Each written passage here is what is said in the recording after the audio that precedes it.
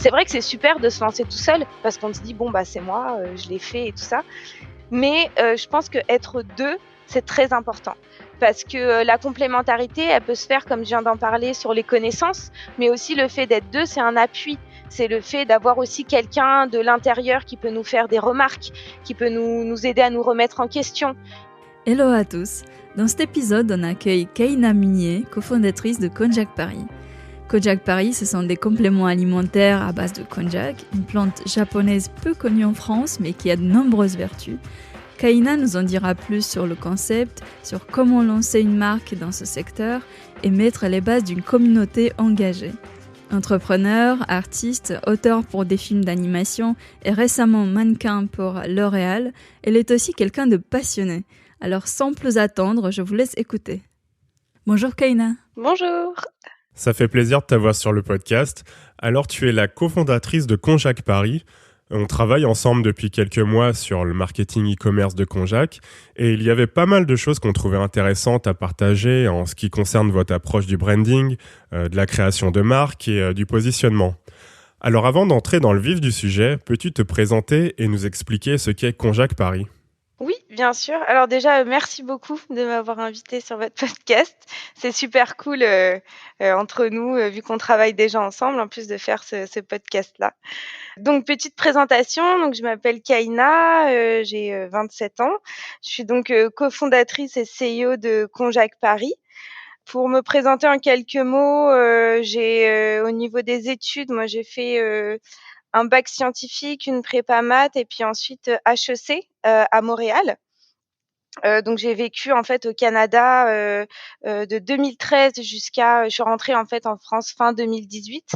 Donc j'ai quand même passé pas mal de temps là-bas et puis, bah, du coup, en fin 2019 est née l'idée, de Konjac Paris et puis début 2020, la compagnie a été lancée.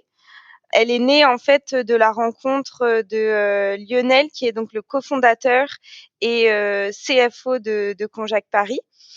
Et puis, en fait, c'est parti, de la découverte de la plante de konjac, d'où le nom Konjac Paris, qui est une plante, japonaise avec des propriétés assez extraordinaires. Et en fait, moi, j'ai eu beaucoup de problèmes de santé, pendant plus de 10 ans, en fait, j'ai eu un combat, quotidien, avec pas mal de soucis et un de mes problèmes principaux était, justement l'alimentation. Et c'est là où, la plante de konjac m'a vraiment aidée et en fait, découvrir, ses vertus et voir comment moi ça avait pu changer mon quotidien, ça m'a tout de suite en fait donné envie de partager ça parce que je me suis dit: «Si j'avais pu découvrir ça, des années auparavant, bah, ça m'aurait enlevé, pas mal d'obstacles». Et donc du coup, dans cette idée de vouloir partager, la connaissance de cette plante-là, on a créé, Konjac Paris. Alors le konjac, ce n'est pas une plante très connue. Pour ceux qui ne connaissent pas, est-ce que tu pourrais nous en dire plus sur le konjac et qu'est-ce que ça peut apporter? Alors en fait, donc le konjac, donc la plante de konjac, elle est très peu connue comme tu dis, surtout en Europe. Quand on parle aux gens du konjac, ils sont, le «Con quoi?» Ils connaissent pas, ils en ont pas entendu parler. S'ils en ont entendu parler, ça va être, sous forme de nouilles ou de riz ou de pâtes parce qu'en fait, la plante de konjac, c'est une fleur dont on utilise la racine. Donc c'est un gros tubercule qui est réduit en poudre et c'est cette poudre-là, en fait, qui fait une sorte de farine et avec cette farine-là, on peut faire effectivement des nouilles, des pâtes, ou du riz et donc ça, c'est déjà utilisé, en Asie depuis des milliers d'années et c'est un petit peu connu dans le monde et c'est en fait la seule forme sous laquelle c'est vraiment connu. Et ça, on va l'utiliser principalement pour remplacer en fait, bah, les pâtes ou le riz habituel qu'on prend parce que, c'est moins de, 10 calories pour 100 grammes. Donc, ça fait vraiment une super alternative, healthy, pour son alimentation. Cependant, en fait, cette poudre-là, elle a aussi d'autres vertus qui peuvent être vraiment, mises en valeur quand on le prend sous forme de complément alimentaire. Et donc, Konjac Paris, c'est donc des compléments alimentaires à base de cette, poudre de tubercule de konjac et comment est-ce que ça fonctionne? Et ben, en fait, cette poudre-là, au contact de l'eau, elle se transforme en un gel. C'est-à-dire que on peut même faire l'expérience chez soi avec nos gélules de nos compléments alimentaires. Tu ouvres la gélule en deux, tu mets ça dans un verre, tu rajoutes de l'eau, tu poses le verre pendant 30 minutes et au bout de 30 minutes, en fait, on se retrouve avec un gel qui ressemble un peu au Flubber. Je sais pas si vous connaissez cette référence, le film qu'on regardait quand on était jeune. Donc c'est vraiment ça, quand on retourne le verre, il y a plus d'eau du tout et il y a juste ce gel-là. Et donc en fait, c'est ça qui se produit dans l'estomac. Et ça, c'est vraiment, ça se produit pas quand on prend juste sous forme de pâte ou de nouilles, mais quand on le prend sous forme de complément alimentaire. Et c'est ce gel-là, une fois qu'il est dans l'estomac, en fait, il tapisse l'estomac. Donc ça crée une couverture avec ce gel-là au fond de son estomac. Et là, ça permet plusieurs choses. Donc une des choses les plus reconnues et en tout cas qui aide vraiment avec ça, ça va être la sensation naturelle de satiété.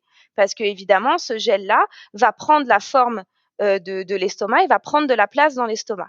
Et donc du coup, ça va pouvoir aider à réguler ses repas et son alimentation parce que un des problèmes principaux, qui était un de mes problèmes aussi et qui est un des problèmes de beaucoup de gens, c'est est-ce que je me resserre ou pas, oh il faut pas que je grignote entre les repas, c'est toute cette régularité et cet équilibre qui est souvent difficile à avoir de soi-même parce que on va se laisser tenter par tel ou tel truc et donc du coup si on s'empêche juste de le prendre, ça va créer de la frustration, alors que là en fait en ayant cette sensation naturelle de satiété, on se sent déjà rempli et donc du coup on a pris notre dose normale d'un plat lors de nos repas et on va plus avoir envie de se resservir ou alors de grignoter entre les repas. Donc ça c'est la première chose que ça apporte. Mais en plus de ça, ce gel il a d'autres propriétés. Il contient des prébiotiques par exemple, donc ça va nourrir la flore intestinale. La racine de konjac, c'est 64% de fibres. Donc ça, c'est énorme. Enfin, moi, quand j'ai découvert ça, parce que du coup, vu que j'avais eu beaucoup de problèmes, comme j'avais eu beaucoup de problèmes reliés à l'alimentation, je m'y connais, on va dire, très bien. J'ai pas de diplôme, mais voilà, pendant plus de 10 ans, j'ai eu le temps d'accumuler des données là-dessus. Et donc, du coup, au jour d'aujourd'hui, ce qu'on connaissait avec le plus de fibres, c'était le son d'avoine.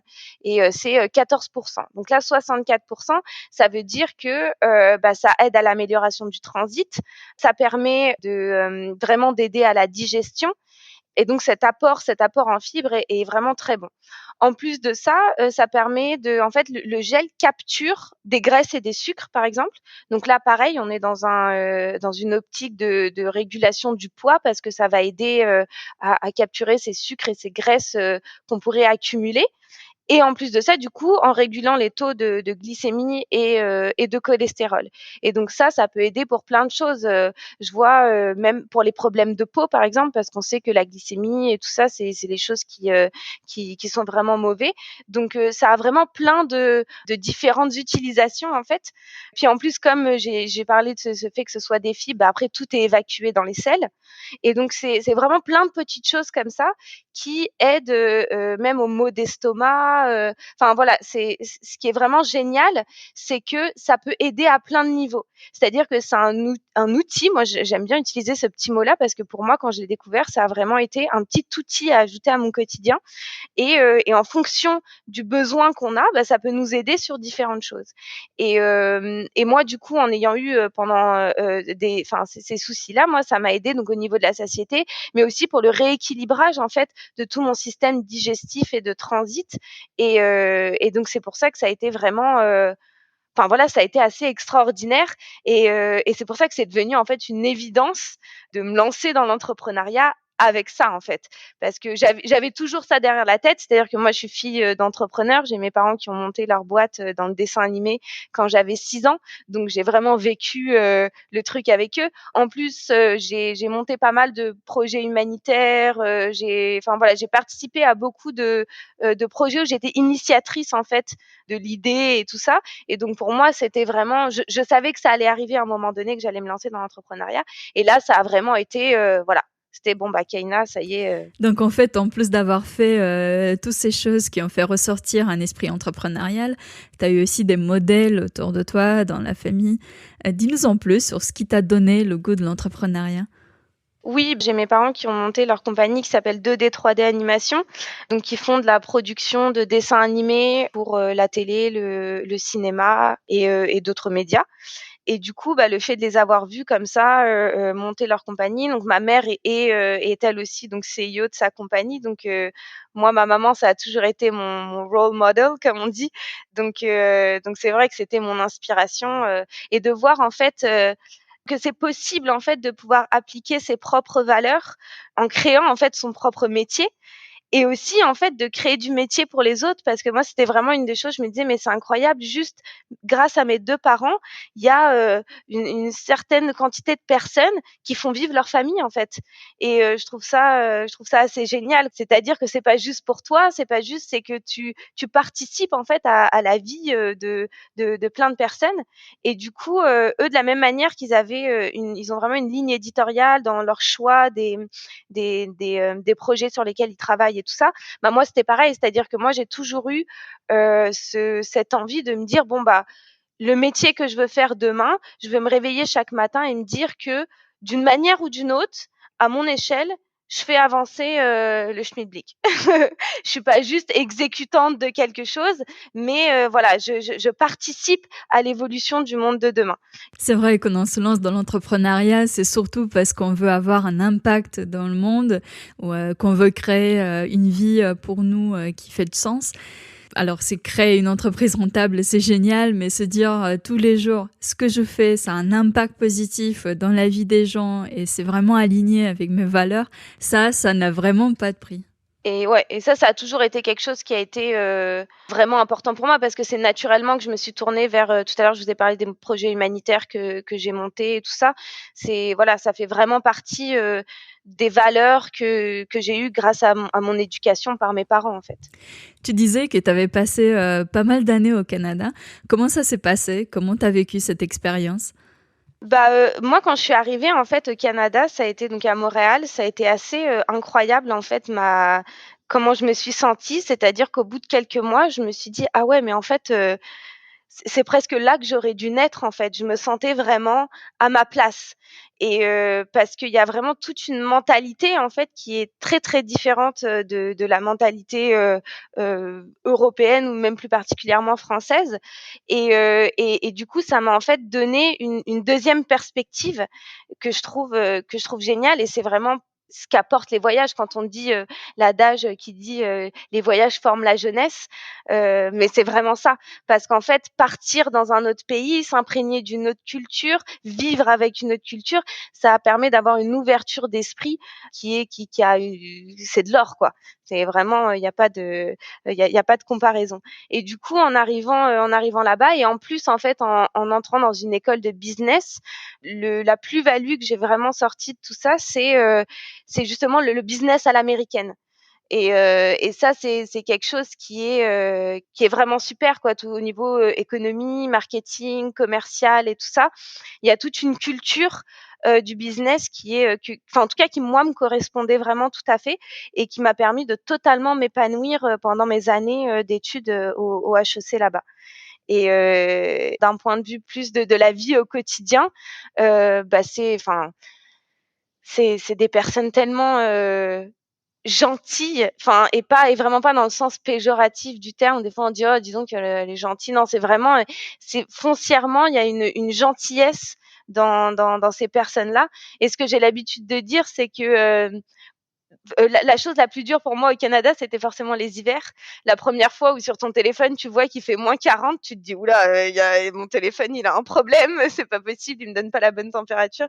Il fait vraiment très, très froid, mais la chaleur qu'on n'a pas à l'extérieur, on la retrouve dans la chaleur humaine, en fait et ça, c'est vraiment, c'est vraiment ce que j'ai ressenti et voilà, moi, j'ai adoré, quoi, le Canada, c'est si je suis rentrée, en fait, ça a été, ça s'est fait un petit peu du jour au lendemain parce qu'à cause de mes soucis de santé qui étaient devenus trop importants et j'avais vraiment besoin de rentrer pour être auprès de ma famille, et puis, et d'avoir des soins médicaux, plus lourds. Donc du coup, le fait d'être en France, c'était beaucoup plus simple. Mais, j'ai encore, plein de cartons au Canada d'ailleurs. Et donc, mais j'ai vraiment une partie de moi qui est toujours là-bas. Et d'ailleurs, au travers de Conjac Paris, si aujourd'hui on est évidemment en France et tout ça, bah mon envie évidemment, c'est un jour de pouvoir vendre nos produits même là-bas, quoi, parce que pour moi c'est super important dans mon cœur, quoi. Et c'est bien parti pour. Le site, il est déjà en anglais et c'est un pays que tu connais déjà bien. Alors, on a parlé de ton expérience avec le konjac et des bienfaits du konjac. En fait, je me demandais quel a été le déclencheur, ce qui a fait que tu as décidé de passer du consommateur à entrepreneur et vraiment créer ta propre marque de compléments alimentaires. Je pense que c'est vraiment ma rencontre avec Lionel, le cofondateur de Conjac Paris. C'est vraiment lui qui m'a donné en fait le petit push. C'est-à-dire que avoir confiance en soi, on le sait tous, hein, c'est quelque chose de très compliqué, ça s'apprend. Il y en a chez qui c'est un peu plus simple. Moi, ça a été toujours quelque chose de super compliqué pour moi. J'avais même plutôt tendance à toujours faire le contraire, à me rabaisser. Et il a réussi en fait à me donner ce petit push de confiance pour me dire, écoute, regarde, on est deux. On a vraiment eu j'aime bien dire ça, un match de business. C'est pas un match Tinder, ça a été un match de business et avec une complémentarité en fait qui nous a en fait rassurés. On s'est dit bon bah ok, si on y va à deux et qu'on se lance là-dedans, on va y arriver. Et puis c'est aussi en fait tout simplement le fait qu'on y croit vraiment. C'est-à-dire que l'efficacité du produit qu'on a testé sur nous-mêmes, qui est prouvé scientifiquement, et vraiment en fait c'est ça, c'est cette confiance en le produit, du fait que c'est vraiment quelque chose dont on croit que ça va marcher et on y croit que ça peut aider les gens. Et donc le fait de vraiment y croire comme ça et d'avoir la sincère envie de partager les bienfaits et d'aider les autres, et ben c'est vraiment ça qui nous a convaincus de nous lancer là-dedans. Tu parlais de la complémentarité avec Lionel Melka. Pour beaucoup d'entrepreneurs qui démarrent, ce n'est pas évident de trouver et de choisir un cofondateur, quelqu'un qui soit complémentaire. Comment ça s'est passé dans votre cas et comment se traduit cette complémentarité? Alors, notre complémentarité, bah, donc lui, sa spécialité va plus être vraiment le côté financier de la compagnie et moi, plus le côté, création, on va dire. Mais lui, comme moi, on a en fait des connaissances un petit peu dans tous les domaines et donc du coup, ça nous permet vraiment sur chaque domaine de pouvoir apporter un input, chacun. Et donc du coup, d'avoir plutôt que d'être tout seul. Et ça d'ailleurs, c'est un truc que, s'il y en a qui nous écoutent, qui veulent se lancer dans l'entrepreneuriat et tout ça, c'est vrai que c'est super de se lancer tout seul parce qu'on se dit: «Bon, bah, c'est moi, je l'ai fait et tout ça».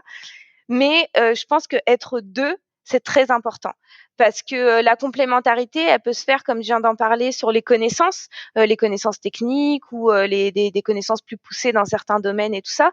Mais aussi le fait d'être 2, c'est un appui. C'est le fait d'avoir aussi quelqu'un de l'intérieur qui peut nous faire des remarques, qui peut nous aider à nous remettre en question.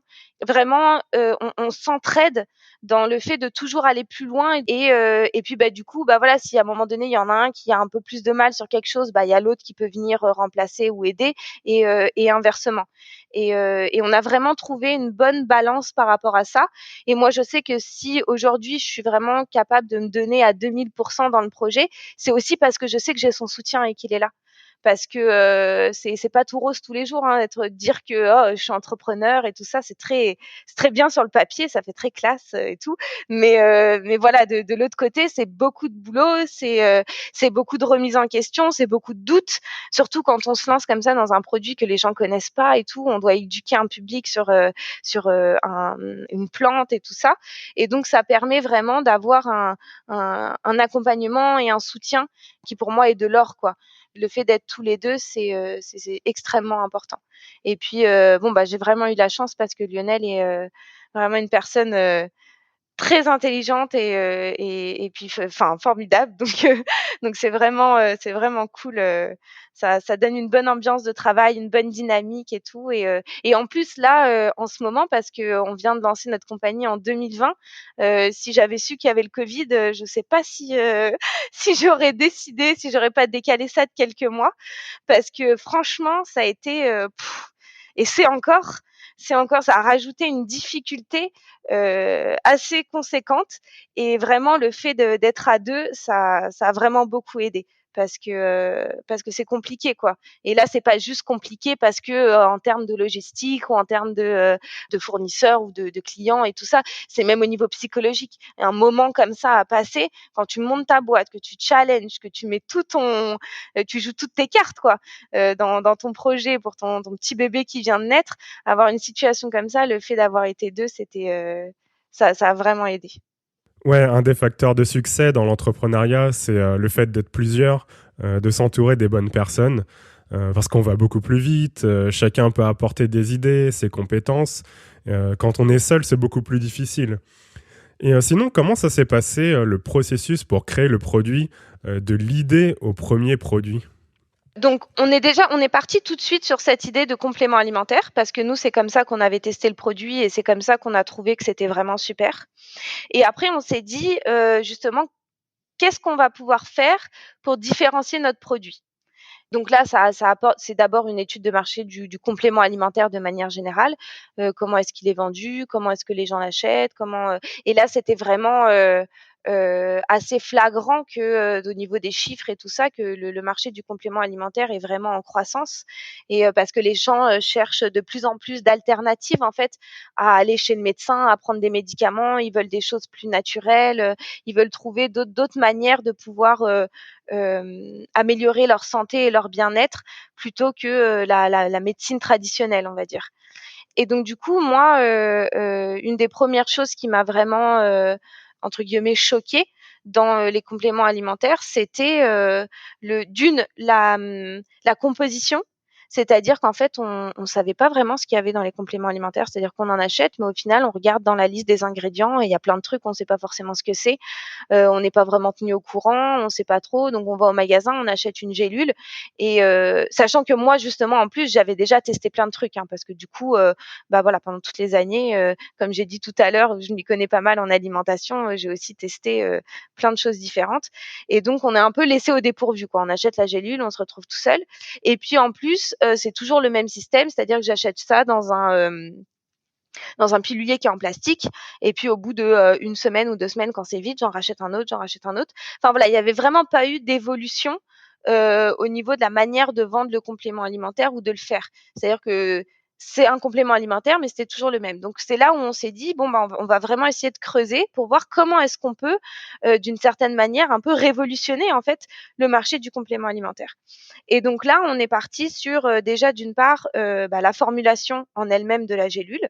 Donc là, nous, c'était, absolument avoir une composition, 100 naturelle à base d'ingrédients bio, pas d'OGM, pas de conservateurs, pas de colorants, pas de tests sur les animaux, enfin voilà quoi. Vraiment avoir, le complément le plus naturel possible où c'est vraiment comme notre petit adage où on dit: «Et si vous laissiez la nature prendre soin de vous», c'est vraiment ça. C'est je vais juste aller chercher ce que la nature t'offre de meilleur pour te le donner, chez toi. Et donc ça a été pour, vraiment la composition en tant que telle. Pour la faire cette composition-là, bah, après il y a eu, toute une étude en fait du choix du laboratoire. Donc là, ça a été, bah, contacter un nombre, assez conséquent de laboratoires, discuter avec eux, quels produits ils utilisent, comment est-ce qu'ils fabriquent, parce qu'on voulait évidemment que ce soit fabriqué en France. Hem donc toutes ces choses-là. On avait évidemment les contraintes du début des MOQ pour savoir, bah, on peut pas aller dans un gros laboratoire qui va nous demander de faire une 1re commande d'une quantité, astronomique de gélules parce que, bah, on démarre. Donc voilà, il y avait plein D'ailleurs, de à propos de ça, je me demandais quelle est la quantité minimale que les laboratoires imposent en général. les quantités minimales des laboratoires partout, ça va être un minimum de au moins 50 000 gélules. Ça, c'est ça et après ça fait que monter. Donc évidemment, on était obligé de partir en bas de l'échelle et donc là, bah, parmi les choix qui étaient possibles pour nous, choisir le laboratoire qui nous correspondait le mieux. Et donc là, ça a été beaucoup de discussions et tout ça et puis, finalement pour trouver le laboratoire et puis ensuite moi j'ai vraiment défini la composition avec le laboratoire. Donc en faisant, des recherches, des études, des tests et tout ça jusqu'à ce qu'on obtienne, la formulation qu'on voulait. Sachant que cette formulation-là, pour moi, elle est encore, ouverte à évolution. parce que et c'est aussi pour ça qu'on part au début sur un seul produit. On part pas avec une gamme.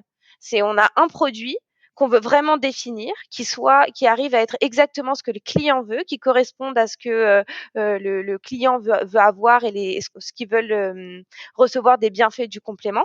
Et une fois qu'on aura vraiment un complément qui sera exactement pour nous en fait le must, et ben là on pourra développer d'autres compléments. Oui, une bonne pratique, c'est de commencer par un produit, puis de voir s'il y a un market fit, c'est-à-dire si les consommateurs sont intéressés par le produit. Et ensuite, si le produit est validé, on peut éventuellement élargir la gamme.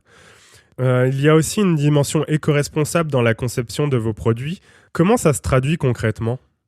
Pour moi, le développement durable, il y avait pas de question à se poser. C'est-à-dire qu'il fallait faire quelque chose qui soit, en accord avec, du sustainable development. Moi, quand j'étais au HEC, j'ai pris en option éthique et développement durable et voilà, donc ça, c'était, primordial. Donc comment est-ce qu'on trouve une nouvelle manière de vendre notre complément alimentaire pour, réduire notre empreinte carbone et faire que nos clients, quand ils achètent chez nous, eh ben, ils ont pas, pareil, eux-mêmes, en fait, font une action pour prendre soin de la planète. Et donc, du coup, je me suis dit, on s'est dit que ce qu'on allait faire, c'est qu'on allait créer en fait un pilulier qui est unique. C'est-à-dire que lors de mon premier achat, je reçois un pilulier. Et qu'ensuite ce pilulier-là, eh ben, je le garde.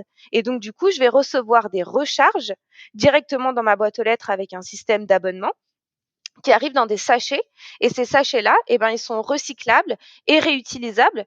Donc réutilisables, par exemple, à son épicerie en vrac, quand on peut utiliser ce sachet-là parce que du coup, c'est des sachets anti-humidité, refermables et tout ça. Et donc par ce système-là, eh ben, tout d'un coup, j'ai juste un seul pilulier et j'ai plus de gaspillage avec ce pilulier-là. Et en plus, moi, ça m'a vraiment super excitée cette idée-là parce que j'ai parmi les trucs que je fais, je suis ce qu'on appelle artiste. Je trouve ça un peu pédant d'utiliser ce mot-là, mais bon, en tout cas, c'est le mot qu'on utilise. Mais voilà, je dessine, je peins, enfin, je suis créative. Et donc, du coup, je me suis dit, ah bah super, bah, le pilulier, c'est l'occasion de faire vraiment un pilulier qui est super beau. Et donc, du coup, on a fait vraiment un pilulier qui s'apparente à on dirait vraiment du cosmétique, en fait. Parce que un des trucs nuls de ces piluliers en plastique, c'est que bah, généralement, ils sont pas très beaux quand même. C'est-à-dire que bah, si je mange au restaurant, je vais pas sortir mon pilulier de compléments alimentaires, encore moins si c'est des trucs qui aident à perdre du poids, parce qu'on a cette espèce de honte, en fait. Oui, vous avez une forte personnalité de marque avec des dessins et une mascotte. La première fois d'ailleurs que j'ai vu votre site, c'est ce qui m'a beaucoup plu. Quel a été le processus pour créer l'image de marque et pour décider du branding ? Alors ça a été, ça c'est vraiment, moi par exemple. Ça a été, bah, en fait, on voulait tous les 2 avec Lionel vraiment avoir la haute couture du je sais plus, une personne avec qui je parlais une fois qui m'a dit ça et j'ai adoré en fait ce terme-là. Il m'a dit: «Oh mais ton complément, on dirait un petit peu, la haute couture du complément alimentaire» et ça, c'était vraiment une volonté. C'est-à-dire qu'on voulait vraiment offrir un produit qui, en plus d'être efficace dans la gélule en elle-même, qui soit en plus un produit qui soit beau, qu'on ait envie d'avoir avec soi. Comme en plus le petit pilulier, ben, on le balade toujours avec soi, bah, que ça devienne vraiment presque un accessoire en fait. Et moi, le fait d'avoir en plus que je suis mannequin aussi, et donc le fait de travailler dans le fashion et dans la mode et tout ça, bah ça me donnait cette dimension-là en fait. Et donc du coup avec toutes ces idées d'avoir un branding de ce genre-là, et ben là en fait j'ai pris ma tablette, mon Photoshop, mes crayons et tout ça, et puis j'ai réfléchi à une identité de marque. Et donc là c'est là où on est parti sur des couleurs par exemple avec donc on est dans les tons gris, pour avoir, parce que c'est le konjac, donc ça marche pour tout le monde, hein, hommes et femmes. Donc on voulait pas un truc qui soit tout rose ou soit bleu ou donc puis en plus le gris, ça a cette dimension-là dans le zen, enfin voilà, ça apportait vraiment gris, blanc avec des petites notes de couleur. Et d'ailleurs, pourquoi vous avez créé une mascotte ? La création de la mascotte, elle, ça a vraiment été une volonté c'est la continuité du fait que cette gélule-là, c'est vraiment ton allié au quotidien. Donc comme c'est ton allié au quotidien, tout à l'heure je disais, moi ce qui m'embêtait avec les compléments alimentaires, c'est qu'on me donne la gélule et après on me dit débrouille-toi. Et donc du coup, je voulais donner à la personne une petite mascotte pour l'accompagner en fait avec et qui va être, un petit peu ton Jiminy Cricket un peu dans Pinocchio ou le petit personnage animé dans la série, Lizzie McGuire. Donc c'est vraiment ce petit personnage qui te suit un peu partout, et donc du coup, bah, comme j'ai travaillé dans le dessin animé et tout ça et dans le dessin, bah, pour moi créer une petite mascotte, un petit personnage qu'après je vais pouvoir animer, dessiner, remettre un peu partout, bah, voilà quoi, j'ai là encore, j'arrivais à intégrer dans ma compagnie une des cordes de mon arc, on va dire. Et en fait, le fait de vouloir que ce soit une mascotte, c'est-à-dire que Jack, elle a la taille, il y a une des images où elle est assise sur mon épaule, donc elle est petite. C'est vraiment le petit un petit personnage. En fait, comme on parle du contrôle du poids, du contrôle de son alimentation, moi je parle pas de perte de poids, je dis pas aux gens il faut que vous perdiez tant de kilos ou faut que donc je voulais pas donner une image d'une personne et que les gens se comparent en fait. Et ça, c'était très important. Et donc le fait que ce soit juste une petite mascotte, et ben du coup, c'est un personnage animé, donc il y a pas de, en fait, elle vient pas te montrer, oh bah faut que tu ressembles à ça. C'est pas possible puisque c'est un personnage animé, qu'elle est toute petite, c'est pas un être humain, donc c'est pas, je veux pas donner ce truc de bon bah il faut que tu ressembles à ça, comme on voit sur plein de packaging où il y a une fille où on voit juste son ventre plat avec voilà la ligne ultra fine. Non, on peut avoir des rondeurs, on peut avoir chacun se sent bien dans son corps comme il l'entend, mais contrôler son alimentation ou son poids, ça a pas de rapport avec le nombre de kilos qu'on a sur la balance. Et donc ça allait aussi dans cette optique-là. Le fait que le personnage et que l'image qui soit sur le packaging, ce soit pas quelque chose où la personne se compare. C'est vraiment quelqu'un qui est là pour t'aider et t'accompagner et non pas pour te faire culpabiliser ou te dire qu'il faudrait que tu ressembles à ça. C'est contrôler son alimentation, ça veut pas dire contrôler le nombre de kilos sur la balance. Et ça, c'était très important. C'est vrai que la société impose ses standards, on se compare en permanence et pour beaucoup de femmes, leur apparence et leur poids, c'est une vraie source de stress. Je lisais récemment un article et une étude montrait qu'en fait, seulement 22% des Françaises se trouvent jolies ou très jolies. Et pourtant, c'est si important d'apprécier son corps, de ne pas se battre contre lui, mais avec lui. Et c'est d'ailleurs ce combat de Konjac Paris pour mettre en valeur les femmes, défendre leurs droits et les aider à se sentir bien dans leur peau. C'est ce qui m'a le plus impressionné quand j'avais découvert votre projet pour la première fois, car c'est quelque chose qui me tient vraiment à cœur. Et je me demandais d'où vient ta motivation pour mener ce combat. Tu parlais de ta maman qui est pour toi une inspiration. Oui, exactement comme tu dis, ça vient vraiment de ma maman. C'est, vraiment ma maman qui m'a poussée à ce combat-là. Quand j'ai, vu en fait à quel point pour elle ça a été dur en tant que, femme, chef d'entreprise, d'origine, algérienne, de se défendre en fait, de prouver, de montrer qu'elle était à sa place, qu'il fallait la prendre pour qui elle était et pas juste pour une femme, à cause de ces détails-là et de la juger sur ces détails-là. C'est vraiment quelque chose qui m'a toujours, mis en colère, en fait. Donc le parcours de ma maman et donc toutes ces choses-là, plus d'autres histoires que j'ai entendues et tout, c'est vraiment ce qui m'a poussée aujourd'hui à me dire: «Mais c'est pas possible qu'encore aujourd'hui, on puisse traiter la femme comme ça». Et pour moi, c'était très important de continuer ce combat-là et également aussi de montrer que, ce qui est important pour les femmes aujourd'hui, ce qu'on oublie, c'est qu'on a trop tendance à se regarder les unes les autres et qu'il faut vraiment qu'on regarde tout ensemble dans la même direction. Et donc cet esprit de créer une communauté, de cet esprit d'accepter les différences des autres, d'être tous ensemble, c'est vraiment tout ça que j'ai envie de faire transparaître au travers de Conjac Paris et qui est pour moi super important. Et aujourd'hui, c'est pas possible qu'en 2020, on entende encore des histoires sur de la manière dont on traite les femmes dans le monde et tout ça. C'est juste, pour moi, c'est pas possible, quoi. Je sais que vous étiez en discussion avec une association pour l'éducation des filles. Est-ce que ce partenariat est déjà en place? Oui, bah, ouais, j'allais y venir justement, tout à fait. C'est, donc, on a, ça y est, là, on est en train de finaliser un partenariat, avec une association qui s'appelle Tout à l'école. Et donc, c'est une association qui permet en fait de scolariser des jeunes filles, des petites filles au Cambodge. En fait, ils ont monté une école là-bas. Et en fait, cette association, elle lutte vraiment pour la scolarisation des filles parce que en fait, cet indice-là de scolarisation des filles dans un pays démontre de plein de choses. C'est-à-dire que plus le niveau de scolarisation des filles est élevé, plus le taux de mortalité infantile, par exemple, va baisser. Le taux de pandémie, par exemple, une situation comme ça, si de risque de pandémie va baisser.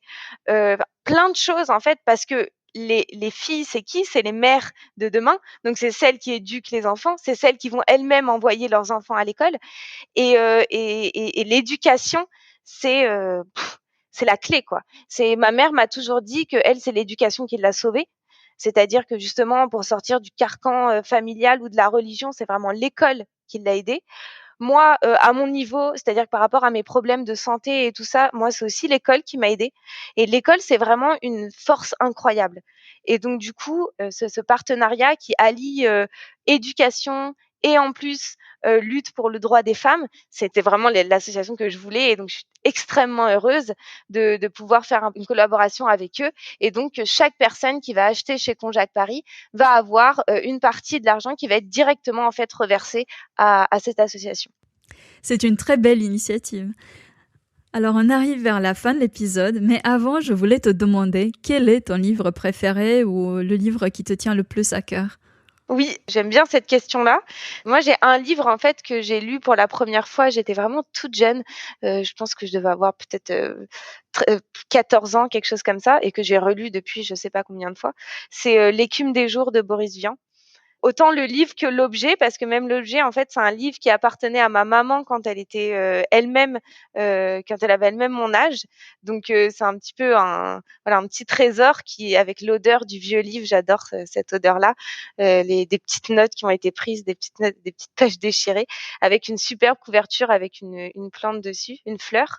Ce livre-là, je le trouve absolument incroyable. Je veux pas trop donner de détails sur l'histoire parce que je veux pas spoiler effectivement. Mais je pense que aujourd'hui, je suis capable de presque de comprendre plus maintenant pourquoi j'ai vraiment aimé ce livre. C'est que je trouve qu'il a il a une espèce de pluralité qui me correspond beaucoup. C'est-à-dire que en même temps, ça va être un livre littéraire parce qu'il y a voilà l'écriture de Boris Vian est super belle d'un point de vue vraiment littérature française. Mais il y a aussi une espèce de dimension fantastique parce que voilà, vous verrez, ça part dans une histoire qui est assez incroyable. Il y a une histoire d'amour, mais il y a aussi des histoires de combat personnel avec soi-même. Il y a, enfin, je trouve qu'on retrouve plein de dimensions de différents bouquins mis dans un seul. On retrouve aussi un petit peu le côté Big Brother de George Orwell. On va retrouver, enfin voilà, il y a vraiment plein de dimensions qui se regroupent dans le même livre. Et moi, je sais qu'aujourd'hui, si je peux me donner une force, c'est le fait justement d'avoir cette pluralité. Je parlais d'ouverture d'esprit tout à l'heure. Je pense que c'est vraiment très important de toujours être curieux et ouvert et d'avoir plein de jamais s'arrêter en fait à une seule chose ou enfin dans la vie de manière générale parce que pour moi on se nourrit en fait de toutes ces connaissances et de toutes les choses et toutes les différences du monde. Du coup, je trouve que ce livre illustre bien ça. Donc voilà, bonne lecture. Super, bah merci Kaina. Merci à vous. Pour finir, la question classique que l'on pose à chaque fois, pour ceux qui nous écoutent, sur quel site ou réseaux sociaux on peut en savoir plus sur Conjac et vous suivre? Oui, alors bah, c'est très simple. Le site internet, c'est tout attaché Conjac Paris. Conjac, ça s'écrit Konjak, Paris, donc conjacparis.com. Et puis notre compte Instagram, c'est la même chose, tout attaché, Conjac Paris. Et puis après, pareil sur Facebook, Conjac Paris. Voilà, c'est tout. Si vous l'avez mis une fois dans Google, normalement, vous devriez être tranquille et nous retrouver partout. Super, on mettra tous ces liens dans la description de l'épisode. Merci encore et à bientôt Kaina. Merci Kaina, à bientôt. Merci beaucoup, bye bye. Si vous avez aimé ce podcast, vous pouvez nous aider à le faire connaître. Le meilleur moyen pour ça, c'est de faire 2 choses toutes simples. Vous abonner et laisser un avis 5 étoiles sur iTunes. C'est vraiment ce qui va nous permettre d'être visibles dans les recommandations d'iTunes et donc de faire découvrir le podcast e-commerce geeks à de nouvelles personnes. Merci d'avoir passé ce moment avec nous. À très vite.